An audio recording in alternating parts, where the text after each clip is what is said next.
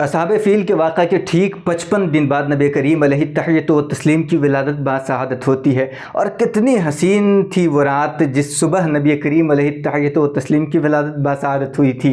अगर उसे बयान किया जाए तो दोस्तों आज से पहले चमनिस्तानी दहर में बहुत बारहा रूह परवर बहारें आ चुकी है। चरख नादराकार ने कभी कभी बज़्म आलम इस सरो सामा से सजाई कि निगाहें खैरा होकर रह गई, लेकिन आज की तारीख़ वो तारीख़ है जिसके इंतज़ार में पीर कहन साले दहर ने करोड़ों बरस सर्फ कर दिए।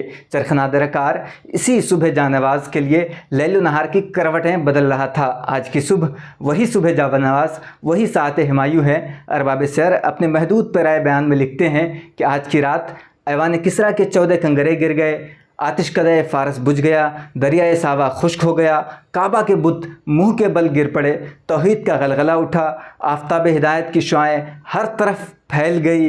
यानी यतीम नहीं बल्कि दुर्र यतीम अब्दुल्ला, जिगर गोश आमना, शहनशाह कौनैन रहमतुल लिल आलमीन हज़रत मोहम्मद मुस्तफ़ा सल्लल्लाहु तआला अलैहि वसल्लम इस खाकदान गीती पर तशरीफ़ फरमा हुए। जिस सुहानी घड़ी चमका तैयबा का चांद, उस दिल अफरोज़ साहत पे लाखों सलाम। और एक अरबी शायर कहता है कि वलीदिल हुदा फल कायनातु ज़ियाउन, यानी जिस वक्त नबी करीम अलैहि तहय्युत व तस्लीम की विलादत हुई तो अलगर्ज़ रुश्तो हिदायत के पैकर की विलादत हुई और उस नूर से पूरे कायनात में रोशनी ही रोशनी फैल गई।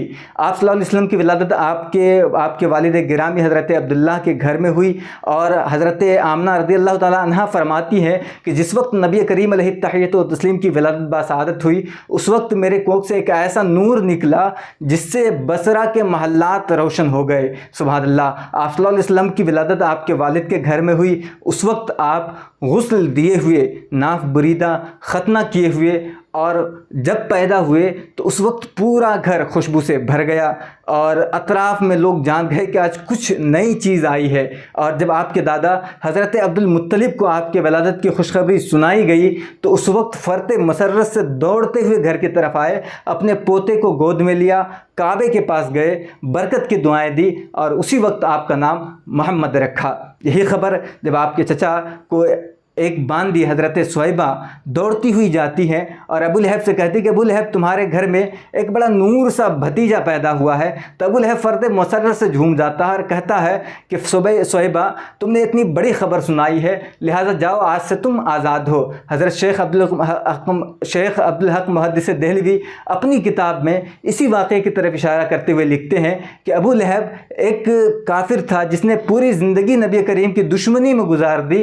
जब उसी को कोई ख्वाब में देखता है उसके मरने के बाद तो पूछता है कि अबू लहब तुम्हारा हाल क्या है। तो उस वक्त वो कहता है कि मैं सख्त अजाब में मुब्तला हूँ, यहाँ पर खाना और पानी नहीं मिल रहा है। लेकिन हाँ, जिस दिन नबी करीम की विलादत हुई थी और उस विलादत की खुशी में सुहैबा को मैंने जिस उंगली के इशारे से आज़ाद किया था, उसी दिन सिर्फ़ यानी सोमवार के दिन, मंडे के दिन उस उंगली के ज़रिए कुछ पानी के कतरात जारी कर दिए जाते हैं जिससे मैं सैराब होता हूँ। शेख अब्दुल हक मुहद्दिस देहलवी रज़ियल्लाहु ताला अन्हु फरमाते हैं कि अगर एक काफिर को नबी करीम अलैहि तहय्युत व तस्लीम की विलादत के मौके से खुशी मनाने पर या कुछ खर्च करने पर अजर व सवाब मिल रहा है, उसे कुछ इनामात और जज़ा मिल रहा है, तो क्या अगर एक मुसलमान इस मौके से कुछ खर्च करता है तो क्या उसे अजर व सवाब या जज़ा नहीं मिलेगी।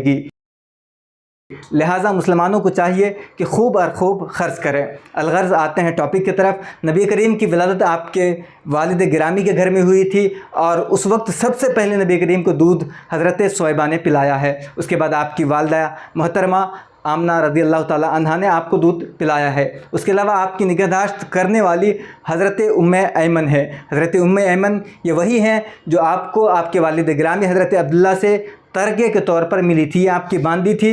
इनका नाम बरका था, जिसकी शादी आपने हज़रत ज़ैद से करवा दी थी बाद में, और उसी से हज़रत उसामा बिन ज़ैद पैदा हुए थे।